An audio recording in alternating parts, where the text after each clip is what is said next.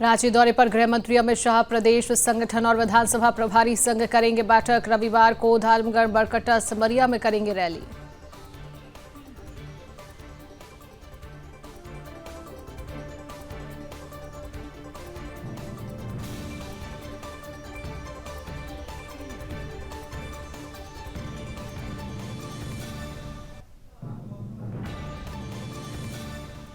जम्मू कश्मीर के बडगाम में आतंकी हमला, आतंकियों ने 2 श्रमिकों को मारी गोली। अस्पताल में श्रमिकों का इलाज जारी।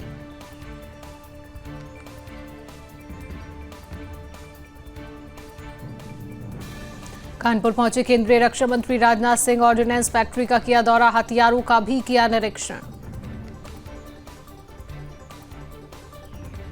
विदेश मंत्री डॉक्टर एस जयशंकर ने दिल्ली में थाईलैंड के विदेश मंत्री मारे सांग्यामपोंगसा से की मुलाकात।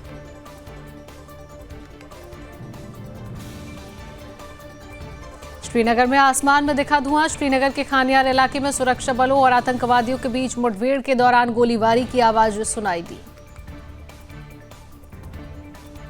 एक बार फिर सुरक्षा बलों ने आतंकियों के दांत किए खट्टे। अनंतनाग मुठभेड़ में हल्कान गली के जंगलों में 2 आतंकवादी के ढेर। सेना, जम्मू कश्मीर पुलिस और सीआरपीएफ ने चलाया संयुक्त अभियान। यूसीसी पर बोले प्रशांत किशोर, पहले प्रभावित होने वाले लोगों को भरोसे मिले तब लागू करें यूसीसी, लोकतंत्र की यही ताकत है।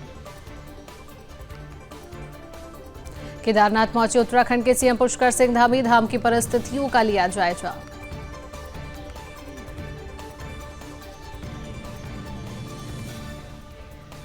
केदारनाथ में सीएम धामी ने दिखाया भक्तिभाव। श्री केदारनाथ धाम में दर्शन और पूजा अर्चना की। ओडिशा में बदला मौसम का मिजाज। भुवनेश्वर के कई हिस्सों में हुई बरसात।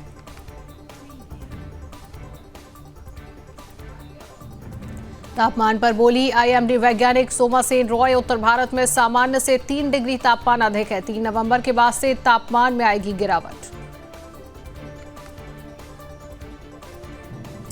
बीजेपी सांसद तेजस्वी सूर्या ने कांग्रेस पर किया करारा प्रहार। कहा, जब से कांग्रेस की अर्थव्यवस्था नीति ने कर्नाटक को एक राजस्व आधिक राज्य से बाहर निकाल दिया है। सूर्या बोले, चुनाव से पहले चांद देने का वादा करने और सत्ता में आने के बाद कुछ भी नहीं देने का कांग्रेस पार्टी का आर्थिक मॉडल राज्य दर राज्य बार बार दोहराया जा रहा है। छत्तीसगढ़ के मुख्यमंत्री विष्णुदेव साय ने बस्तर ओलंपिक के शुभंकर और लोगों का किया अनावरण।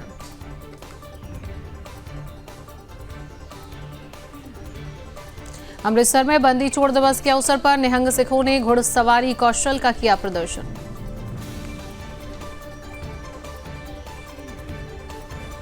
शिवराज सिंह चौहान ने सोरेन सरकार पर लगाए भ्रष्टाचार के आरोप। कहा, हेमंत सोरेन और जीएमएम सरकार ने मनरेगा, जल जीवन मिशन के लिए आवंटित धन में भ्रष्टाचार किया है।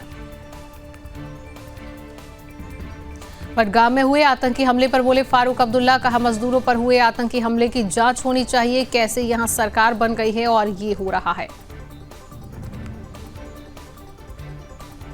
फारूक बोले, मुझे तो शक है कि वो लोग तो नहीं कर रहे जो इस सरकार को अस्थिर करने की कोशिश कर रहे हैं। ये पहले क्यों नहीं हो रहा था? यह सब एक संकट पैदा करने की कोशिश कर रही हैं।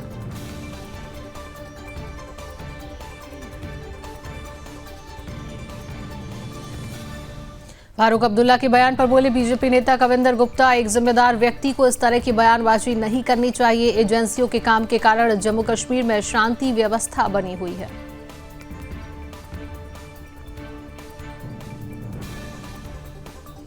कविंदर गुप्ता ने कहा, सुरक्षा बलों के कारण ही शून्य सहिष्णुता की नीति पर काम हो रहा है। यह बिल्कुल गलत बयानबाजी है। उन्हें इस तरह की गैर जिम्मेदाराना बातें नहीं करनी। बडगाम आतंकी हमले पर बोले रक्षा मंत्री राजनाथ सिंह। कहा, प्रश्न सुरक्षा चूक कर नहीं है। आप जानते हैं कि पहले कितनी आतंकवादी वारदातें होती थी, अब पहले की तुलना में बहुत ही कम हुई हैं।